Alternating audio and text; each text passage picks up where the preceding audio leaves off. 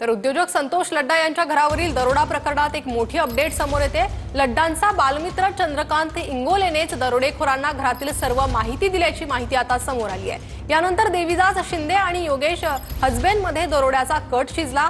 दरोडा प्रकरणात आतापर्यंत 10 आरोपींना अटक करण्यात आली आहे। छत्रपती संभाजीनगरचे पोलीस उपायुक्त प्रशांत स्वामी सर, काय सांगाल तुम्ही? आज शेवटपर्यंत आपण 10 आरोपी अटक केलेत। हा दरोडा नक्की कसा पडला होता? हा जो दरोड्याचा घटना घडलेली होती त्याच्यामध्ये यापूर्वी 5 आरोपी अटक करण्यात आलेले होते। आता आम्हाला जो मूळ टीप देणारा व्यक्ती होता तर तिथपर्यंत आम्ही पोहोचलेलो आहोत।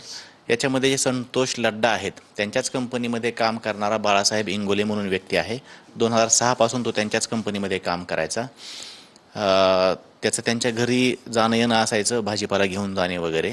तर त्यानं ही टीप किंवा ही माहिती आता जे आरोपी निष्पन्न झालेले आहेत त्याच्यापैकी जो आजीनाथ जाधव आहे त्याला ती माहिती दिली। आजीनाथनं ती दिली गणेश गोराडेला। गणेश जो की महेश गोराडेच्या मेडिकलवरती काम करतो। महेश गोराडेनं यापूर्वी आपण गुन्ह्यामध्ये जो आरोपी अटक केलेला आहे देवीदास शिंदे त्याला ती माहिती दिली। आणि देवीदास शिंदेनं जो यापूर्वीचे आरोपी आहेत योगेश हसबे तर त्यांना ही माहिती पुरवली आणि त्यांनी हा प्लॅन करून कट केलेला आहे। कॅमेरामन हर्षल निकम सोबत दत्ता कानोटे, TV9 मराठी, छत्रपती संभाजीनगर।